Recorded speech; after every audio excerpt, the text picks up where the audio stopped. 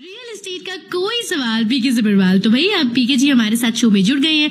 आप स्टूडियो का number note कर लीजिए 9052269109 9052269109। इस नंबर पे कॉल करके आप पीके जी से कोई भी रियल एस्टेट का क्वेश्चन पूछ सकते हैं। एंड इस वक्त हम वेलकम करते हैं पीके जी का। PK ji, on behalf of Y media I would like to welcome you to radio Y FM 91.9। Thank you very much आपका और very good afternoon to all our listeners. जी माई जी गुड आफ्टरनून पीके जी।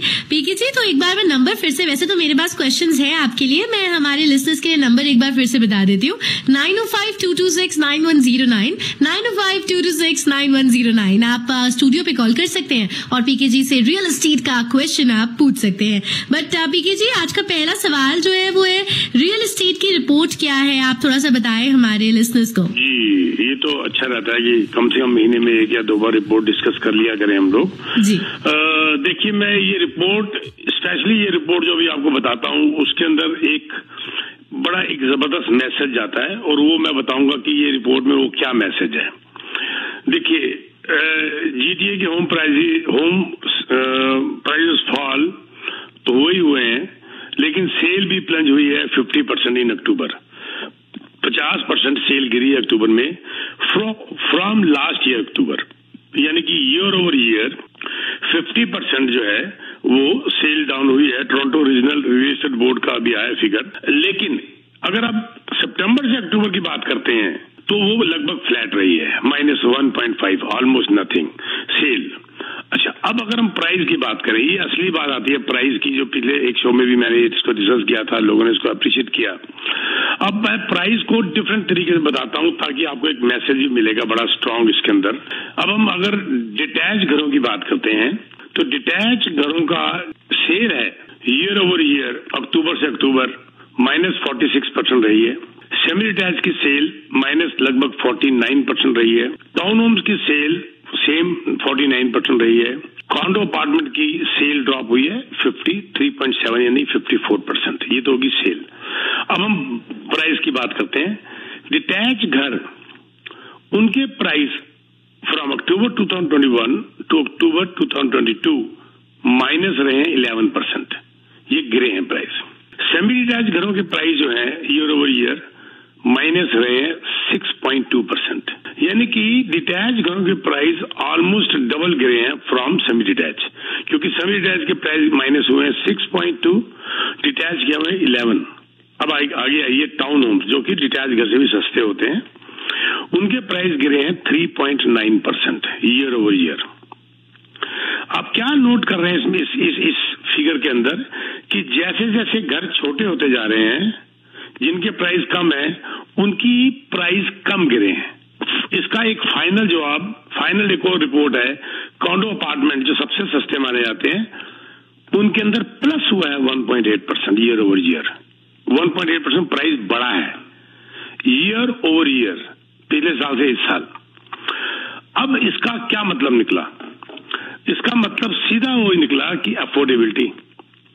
अब लोग detach घर को क्योंकि नहीं खरीद पा रहे तो वो सेमी डिटैच की तरफ जा रहे हैं, तो सेमी डिटैच की डिमांड बढ़ गई तो उसका प्राइस कम गिरा।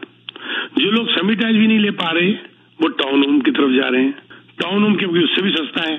टाउन होम की एवरेज आ रही है 919,000, सेमी डिटैच की आ रही है 1.1 मिलियन, डिटैच घर की एवरेज आ रही है 1.4 मिलियन। तो क्योंकि टाउन होम और सस्ता है, अफोर्डेबल है, उसमें और ज्यादा लोग जा रहे हैं, तो उसका प्राइस बहुत कम गिरा, -3.9%। अब जो इनमें से कुछ भी नहीं ले पा रहा, majority of the people condor apartment की तरफ जा रहे हैं। यंग बच्चे, मिलेनियल्स या यंग कपल्स, उसमें सबसे ज्यादा डिमांड गई, तो उसमें प्राइस माइनस होने की बजाय ईयर ओवर ईयर 1.8% प्लस हो गया।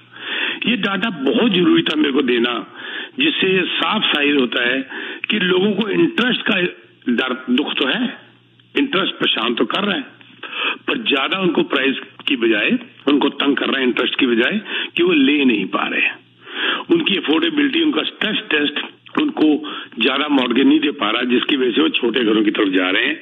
लेकिन कई लोग छोटे घर भी नहीं ले पा रहे क्योंकि स्ट्रेस टेस्ट में वो भी पास नहीं हो रहे।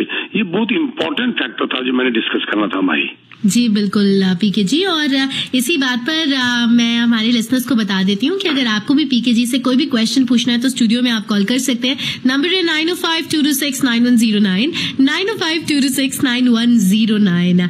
एंड पीके जी, मेरा नेक्स्ट क्वेश्चन जो है वो हर हफ्ते जो मैं आपसे पूछती हूँ, इंटरेस्ट रेट का क्या हाल है, क्या होगा, आगे बढ़ जाएगा, क्या हो जाएगा, आप बताओ। पूछते हैं, आप अकेले नहीं पूछते माही, आप अकेले नहीं है पूछने वाले, बहुत लोग मेरे से पूछते हैं रोज, इतनी कॉलें आती हैं, इतनी कॉलें आती हैं।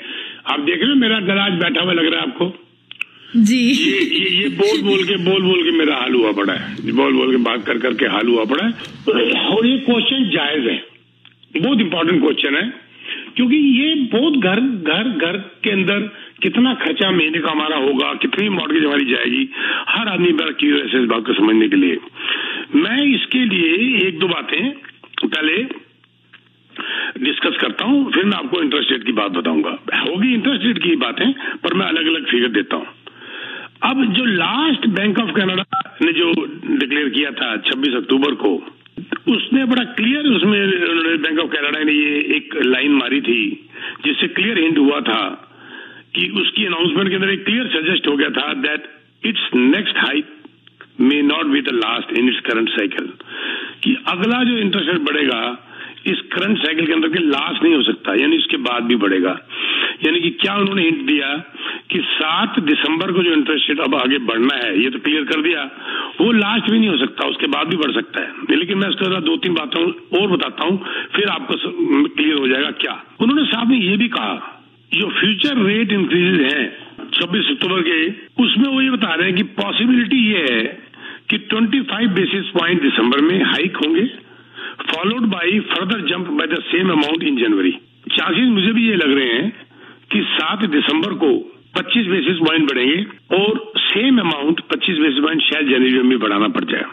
अब क्या है, साथ में उन्होंने ये भी कहा कि ये जब 25 और 25 दो बार अगर ये 25 बेसिस पॉइंट बढ़ाएंगे, या चांसेस कम है 7 दिसंबर को 50 बेसिस पॉइंट बढ़ाएंगे, तो वो कह रहे हैं वो एक पॉज करेंगे। इट लुक्स लाइक, मेरे को तो लगता है कि वो पॉज करेंगे। पॉज क्यों करेंगे? रेट हाइक की जो साइकिल है उसको रोकेंगे थोड़ा सा। क्यों करेंगे? क्योंकि वो एसेस करना चाहेंगे कि जो अभी तक उन्होंने इंटरेस्ट रेट बढ़ाए हैं उसका इम्पैक्ट कैनेडियन इकोनॉमी में और इन्फ्लेशन में क्या पड़ा। क्योंकि बढ़ाते जाओ भाई, थोड़ा रुक के देखो तो इसका इम्पैक्ट क्या पड़ा। जैसे इन्फ्लेशन काबू आई, घटी नहीं इतनी ज्यादा, 8.1 से लेके चलो 6 समथिंग तक आ गई, पर जितनी वो चाहते थे उतनी नहीं हुई। लेकिन थोड़ा मौका तो दो, थोड़ा संभलने तो दो, बच्चे की जान लोगे क्या, थोड़ा रुक तो जाओ। तो ये उनको समझ आ रही है, क्योंकि उन्होंने बड़ा क्लियर कहा था कि हमने एक हेस्टी में जल्दी से एक मैसेज दिया था कि ये इंटरेस्ट रेट लो जो है 2023 तक रहेंगे। उस बात की वो गलती भी महसूस कर रहे हैं, लोग उनकी जान भी खा रहे हैं। लेकिन अब वो कह रहे हैं कि वो पॉज लेंगे थोड़ा और देखेंगे कि इसका असर, इसका मतलब क्या हुआ।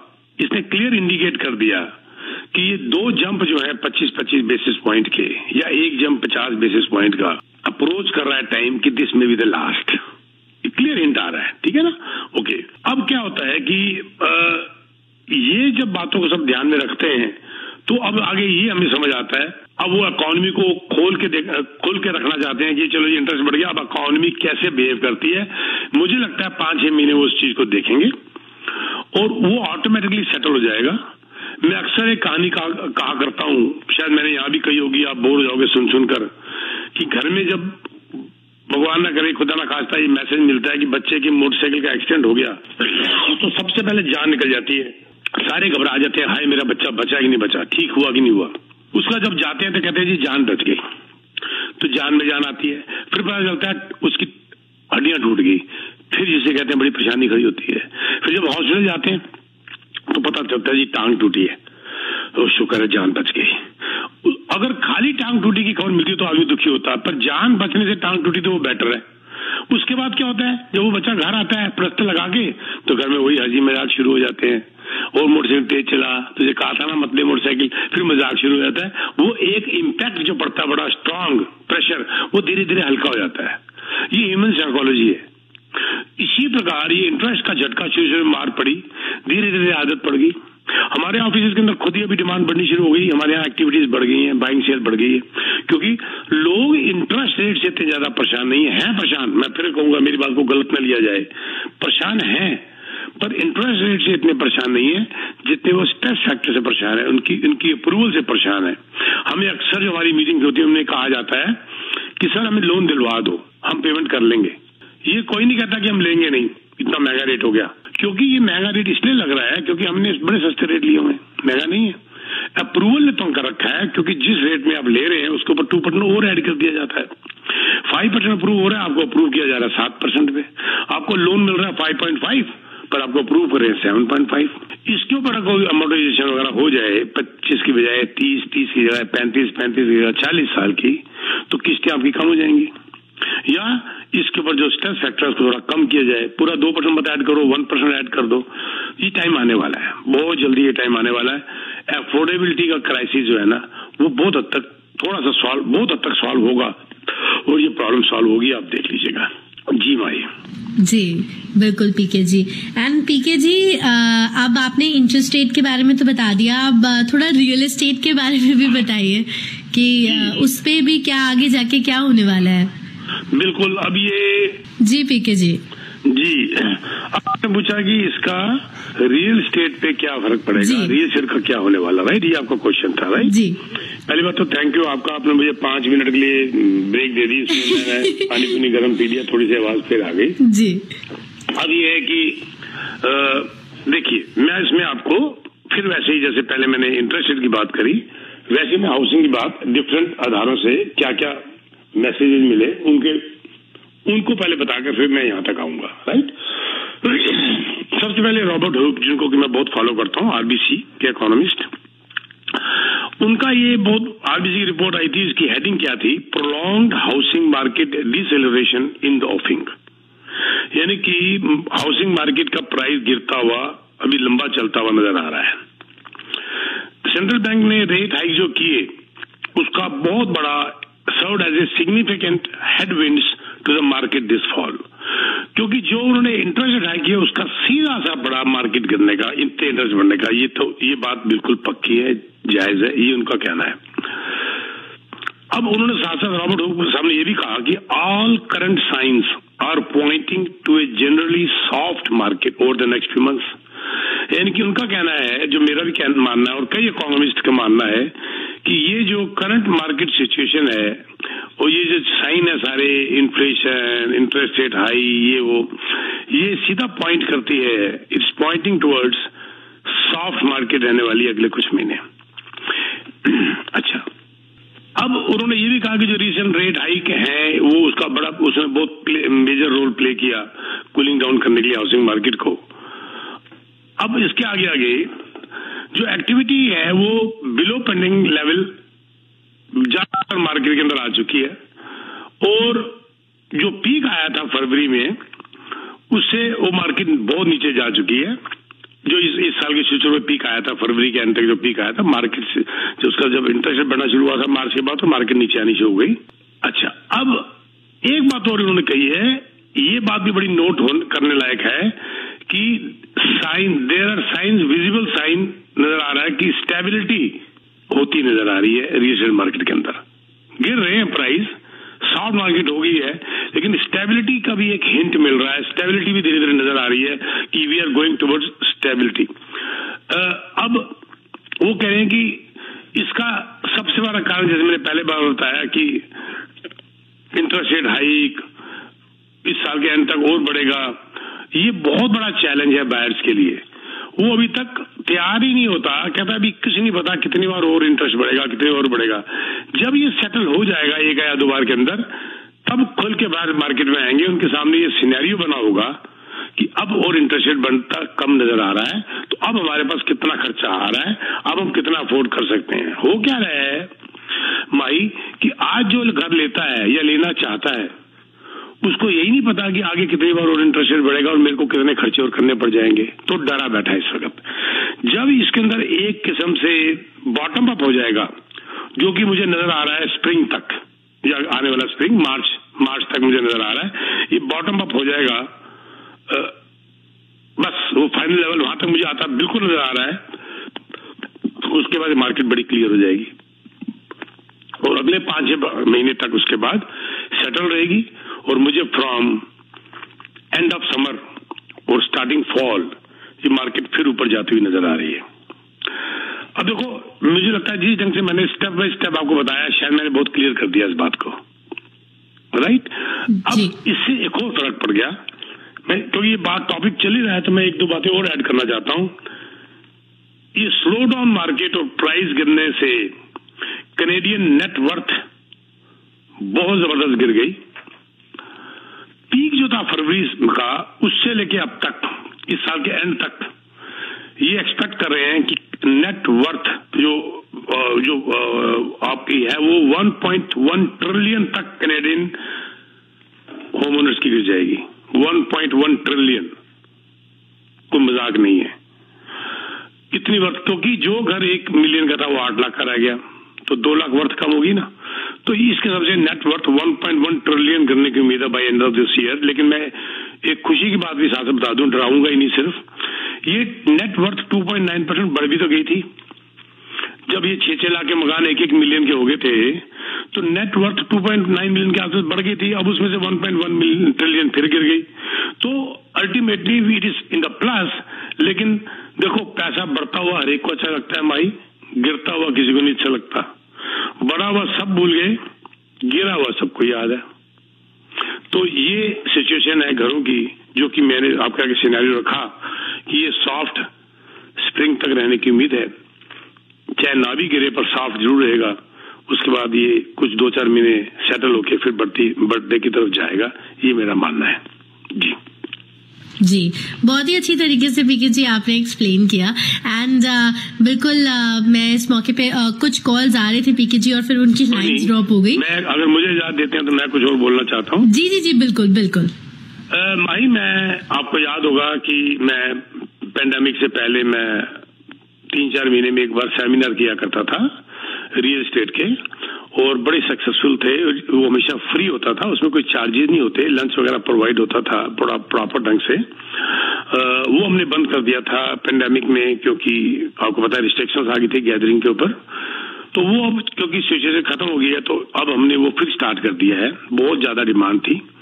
पहले जो हमारा सेमिनार होता था वो 150, 200, 250 लोगों का होता था, उसकी लिमिटेशन थी क्योंकि वो होटल में होता था। हिल्टन होटल में भी हमने किया, उसकी लिमिटेशन थी 250 तक की। इस बार हमें नजर आ रहा है कि बहुत जबरदस्त डिमांड है। एक तो 2-2.5 साल हो गए और ऊपर से हालात इतने जबरदस्त है कि हर आदमी देखना चाहता है कि क्या होने जा रहा है रियल एस्टेट का। टॉपिक भी हमने ये रखा हुआ है, real estate outlook and plan for 2023। जो आपके क्वेश्चन थे ना तीनों, वो तीनों इसी अंदर आ गए। Real estate outlook and plan for 2023, जो आपने 3 क्वेश्चन के एग्जैक्टली वही आ गए इसके अंदर। तो इसको हम बड़े खुले ढंग से 2 घंटे में हम इसको डिस्कस करेंगे। 4 दिसंबर संडे है। ये सेमिनार स्टार्ट होगा सुबह 10 बजे विद ब्रेकफास्ट। घर से नाश्ता करके मत आइएगा, हमारे साथ नाश्ता करिएगा। 10 बजे रजिस्ट्रेशन स्टार्ट हो जाएगी। अभी मैं ये नहीं बताऊंगा कहां पर हो रहा है, क्योंकि it is strictly by invitation. आप रजिस्टर करेंगे, फिर आपको इनवाइट भेजा जाएगा। वॉक इन अलाउड नहीं किया हमने, क्योंकि we had a very bad experience one time. पूरा हॉल फुल हो गया था और 100-150 लोग बाहर रह गए थे। उनके लिए हमको दोबारा इमीडिएटली एक और सेमिनार करना पड़ा था, विच इज वेरी एम्बैरेसिंग। तो अब हमने बड़ा स्ट्रिक्टली थ्रू रजिस्ट्रेशन कर दिया है। किसी को मना नहीं किया जाएगा, आपको इनवाइट किया जाएगा, बकायदा प्रॉपर ढंग से आपको इन्विटेशन जाएगा आपके रजिस्ट्रेशन करने के बाद। 4 दिसंबर संडे सुबह 10 बजे ब्रेकफास्ट से स्टार्ट होगा। हम इकट्ठे ब्रेकफास्ट लेंगे। 45 मिनट के बाद 10:45 गेट खुलेगा मेन हॉल का। It will be banquet hall this time, क्योंकि इसकी कैपेसिटी 1000 तक है। तो अगर लोग बढ़ते जाएंगे हम हॉल बड़ा करते जाएंगे। 11 बजे सेमिनार स्टार्ट होगा, जो कि 1 बजे तक लेक्चर्स होंगे बाय पीके सब्बरवाल में, मेरे कुलीग अयाज भांजी अबाउट मॉर्गेज, और हमारे इन हाउस लॉयर करिश्मा। हमारे लेक्चर्स होंगे ऑन रियल एस्टेट 1 बजे तक। 1 से 2 आपके क्वेश्चन आंसर सेशन होंगे। आपके सारे क्वेश्चन लिए जाएंगे। 1 घंटा बहुत होता है क्वेश्चन आंसर के लिए, हमने मार्जिन रखा हुआ है इसके अंदर बहुत ज्यादा। आधे घंटे का मार्जिन रखा हुआ है, इसलिए ताकि कोई भी परेशान होकर घर न जाए, हर आदमी खुश होकर घर जाए। आंसर क्वेश्चन लिए जाएंगे, आंसर किए जाएंगे। 2 बजे लंच सर्व हो जाएगा और ये लंच भी जो सर्व होगा ये आम लंच नहीं, जैसे हमारे कहते हैं ना पंजाबियों में शादी वाला ब्याह वाला खाना, बड़ा बड़ा वो वाला खाना होगा और 3 बजे समापन हो जाएगा।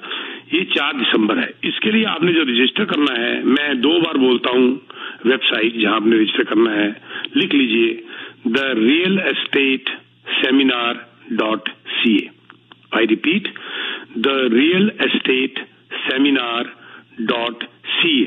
यहां जाके आपने रजिस्टर करना है। उसके बाद आप बेफिक्र रहिए, आपको इनवाइट आ जाएगा। कुछ 2-4 क्वेश्चन आंसर है, क्वेश्चन है वो आपके उनके आंसर दे दीजिए, फिर आपको इनवाइट आ जाएगा। 2-4 दिन अगर लगेंगे तो आप फिक्र मत करिएगा, सबको इनवाइट आएगा, ये मेरा प्रॉमिस है। कुछ उसके अंदर कुछ बातें हैं लिमिटेशंस, वो आप देख लीजिएगा।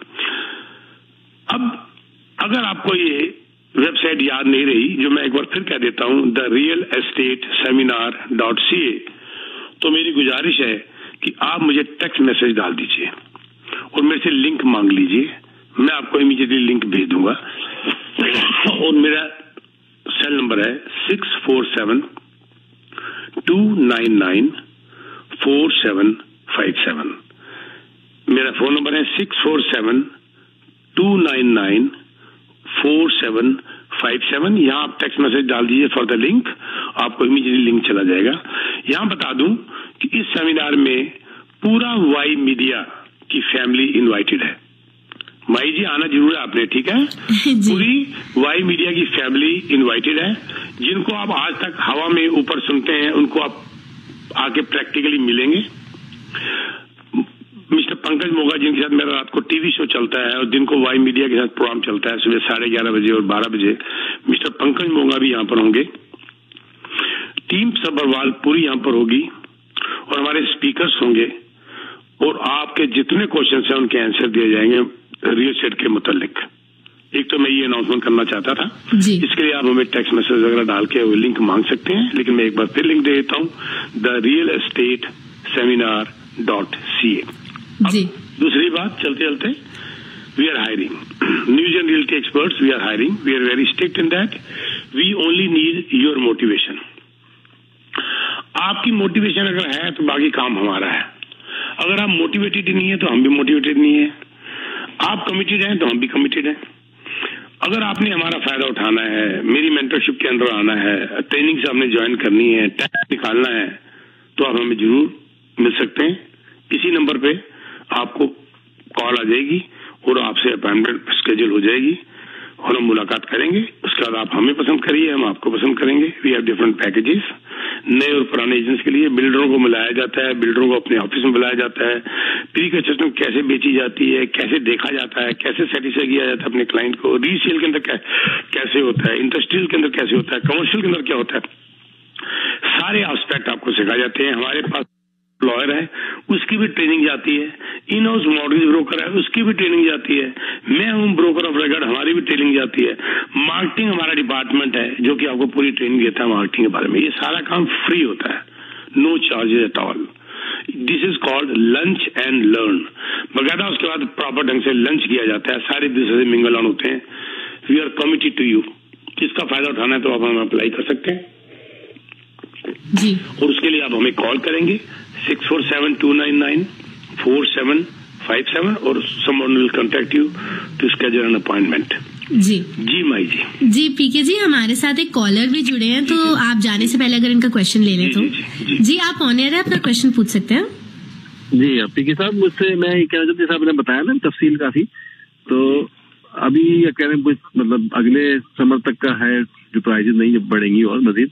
हाँ, मुझे लगता है, मैं गलत भी हो सकता हूँ पर मुझे हालात नहीं नजर आ रहे हैं। जी हाँ, ये तो क्या मजीद कम होने का भी चांस है? हाँ, मुझे लगता है कि ये जैसे मार्केट थोड़ी ढीली चल रही है, शायद 2% और गिर जाए, बढ़ने की भी नहीं है। कब तक? इस साल के आखिर तक, क्योंकि अभी ना 7 दिसंबर को फिर रेट बढ़ना है, उसके बाद शायद जनवरी में एक जंप और आ जाए। तो मेरा मानना है कि फरवरी तक शायद रेट ना बढ़े। बढ़ना तो खैर गिरना बंद हो जाएगा, बढ़ना तो जल्दी नहीं मुझे नजर आता, अगले उसके 6 महीने तक। मुझे लगता है कि प्राइस बढ़ने का टाइम आएगा शायद अगली फॉल तक, यानी कि आज से 7-8 महीने बाद, 10 महीने। और जो दूर की सिटीज है जो तो यहाँ से मतलब जीटीए से बाहर निकलती है, एवरेज बता रहा हूँ सर आपको। अच्छा सर, सबकी एवरेज बता रहा हूँ आपको। ठीक है sir, thank you ji, thank you very much sir. मुझे कई बार माही लोगों के आते हैं रियल्टर्स के, आप ये मत बताया करो मार्केट और गिरेगी, लोग खरीदते नहीं है। यानी मैं अपने 2 पैसे की लालच के लिए किसी का हजारों लाखों का नुकसान कर दूं, कितनी बेवकूफी है ये सोचना भी। सच बोलना, सुखी रहना और आगे बढ़ जाना, बात खत्म। सच बोलना, सुखी रहना और आगे बढ़ जाना, इससे अच्छी क्या बात हो सकती है माई? जी बिल्कुल, इससे अच्छी कोई बात नहीं हो सकती है ना। एक कहावत बड़ी मशहूर है जो मैंने शायद कई बार कही है, पता नहीं इतनी अच्छी हिंदी कोई समझ पाएगा कि नहीं, मैं तो अंग्रेजी जानते नहीं हूँ। अगर आप सबसे खुश हैं तो ये पक्की बात है आप लोगों की गलतियों को नजरअंदाज कर दिया करते हैं। ये तो आप किसी न किसी से नाराज रहेंगे ही रहेंगे, मैंने गलत तो नहीं कहा। अगर आप सबसे खुश है ना भाई, तो इसका मतलब ये है कि आप कईयों की गलतियों को आंख बंद करके निकाल देते हैं, छोड़ो ना यार, हो गया। और अगर कोई आपसे खुश है, लोग अगर आपसे खुश है, तो ये पक्की बात है कि आपने जिंदगी में बहुत समझौते किए हैं। नहीं तो आपसे कोई खुश रह ही नहीं सकता। फिर वही झूठ कि कीमतें बढ़ जाएंगी जी, फिर वही झूठ कीमतें गिरेंगी नहीं जी, तो कौन आपसे खुश रहेगा? खुश रहने का मतलब यह है कि आपने जिंदगी से बहुत समझौते किए। तो ये एक सबसे बड़ा एक तरीका है। जिंदगी आसान नहीं होती, इसे आसान बनाना पड़ता है, कुछ अंदाज से और कुछ नजरअंदाज से। सिंपल सी बात है। कई बार तो करके प्रैक्टिकली, कई बार आंख बंद करके। जिंदगी आसान नहीं होती, इसे आसान बनाना पड़ता है, कुछ अंदाज से और कुछ नजरअंदाज से। Thank you very much my. Thank you PK ji, thank you. इतनी मतलब आपने, वैसे तो इतनी नॉलेज आपको है ही, और फिर जाते जाते आप ये लाइफ स्किल्स भी बता देते हो, तो बहुत अच्छा लगता है आपसे बात करके जी। Thank you. और खुद को बड़ा अच्छा लगता है, प्राउड फील होता है। 2 रोटी खाते हैं जो हजम हो जाती हैं और अपने अंदर एक फक्र होता है, पॉजिटिविटी आती है। आप आंख से आंख मिला के बात कर सकते हैं क्योंकि आपने जिंदगी में पाप नहीं किया। जब हमारे यहाँ पास कब कोई रियल्टर आते हैं तो पहले उनकी बॉडी लैंग्वेज ठीक की जाती है। अगर तो बॉडी लैंग्वेज बहुत अच्छी है तो बहुत अच्छी बात है, उनका एग्जाम्पल दिया। अगर नहीं है तो पहले बोलते हैं आंख से आंख मिलाओ, सामने देखो, आंख मत झुकाओ, कंधे ऊंचे रखो, ढंग से कपड़े पहनो, अपनी बॉडी को स्वच्छ रखो। जब तन साफ होगा मन अपने आप साफ हो जाएगा। मन साफ करने के लिए पहले तन साफ करना जरूरी है। ये जरूरी नहीं है कि तन साफ करने से आपका मन बाकी क्लीन हो जाएगा, लेकिन वो फर्स्ट स्टेप है टुवर्ड्स आपके मन को साफ करने के लिए। पहले तन को साफ करो, वो नेक्स्ट स्टेप है फिर मन कैसे साफ करना है आपने। वो स्टेप सिखाए जाते हैं, आंख से आंख मिलानी सिखाई जाती है, सच बोलना सिखाया जाता है। और सब सच बोलते हैं, मैं ये नहीं बोल रहा, लेकिन कई बार कुछ कमियां होती है कईयों के अंदर, वो झक जाते हैं। और नॉलेज सिखाई जाती है। एक बात बताइए माही, जब तक आपको नॉलेज ही नहीं है तो सिखाओगे क्या? और जब नॉलेज आप लेते हो, स्टडी करते हो, त्याग करते हो, और जब सिखाते हो तो उसी से आप बहुत कुछ सीख जाते हो। लोगों के क्वेश्चन ही आपको बहुत कुछ सिखाने में मजबूर कर देते हैं। और आपको एक बात बताऊं माही, जब आपके यहाँ क्वेश्चंस आते हैं ना, वो मुझे इतना कुछ सिखा देते हैं कि कई क्वेश्चंस के ऊपर फिर मैं बैठ के रात को रिसर्च करता हूँ, खुद रिसर्च करता हूँ उनको आंसर देने के बाद कि ये कितनी गहराई तक इस क्वेश्चन के अंदर मैं जा सकता हूँ। वो जब मैं रिसर्च करता हूँ रात को बैठ के, समटाइम 2-2 बज जाते हैं सुबह के, तो मेरी नॉलेज और बढ़ती है, मुझे बड़ा प्राउड फील होता है। और मैं थैंक्स करता हूँ उस इंसान को जिसने क्वेश्चन किया था मेरे को रेडियो के ऊपर, और जिसने मुझे सिखाया कि मैंने और भी बहुत कुछ सीखना है। थैंक यू वेरी मच माही। अगले हफ्ते फिर बात होगी जी बिल्कुल।